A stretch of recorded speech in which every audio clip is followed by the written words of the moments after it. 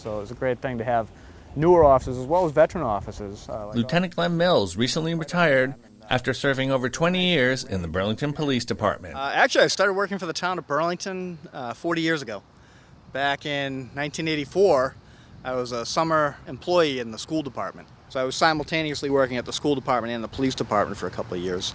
And then until I got hired full-time in the police department in 1996. And in 2001, I got promoted to sergeant. Just always had a knack for technology, where all of a sudden people were going online. And what happened was you started seeing a proliferation of scams that involved an online piece. So I became very interested in that. Like, how can we prevent these things? When you started seeing social media come out and become widely adopted, I said, boy, police departments really need to be on here. Not only just an undercover type presence, but also an open presence where, hey, this is the Burlington Police Department on MySpace, and then eventually on Facebook and Twitter. In about 2008, 2009, I had a lot of skills that I had developed, and then people started asking me to help them with projects and work on things for them. So I got permission from the department, and I was allowed to work as a side business. So I called my business Safety Analytics. Now that I've retired, maybe I can dedicate more time to doing things that are kind of fun and more interesting for me. Welcome to the channel where we talk about all things crime analysis. In this video, I spoke with Lieutenant Glen Mills, President of the Massachusetts Association of Crime Analysts. And then you look around the country, we have in the U.S. over 18,500 police departments.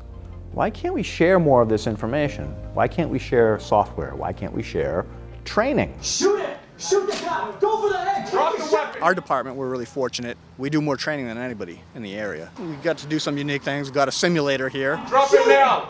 The 180-degree simulator. I just had an article. I sent it to Police One, and they just published it. And it was how we used our simulator as a community policing tool, which is sort of a unique take on how you use these training simulators. So it's not just a shoot, don't shoot system. It's more of a de-escalation training and also a community policing tool. You don't want to be reactive in policing. You can't just run around and try to put out fires after they happen. I do really believe that we can do a lot of things proactively to make sure things don't happen in Burlington. My whole career was about trying to keep bad things from happening in the first place, and then once they did, doing the best job you can and providing the best service that you can. Just really appreciated working with all the people in Burlington. I've got to work with a lot of town agencies over the years. So many great people that work for the town, and I think a lot of our residents maybe don't know that.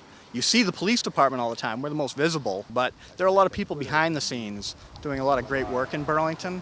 And then just having the opportunity to work with the residents here as well. And the businesses, our business community is second to none. They were really receptive to a lot of training that we delivered to them and good partnerships that we had formed over the years.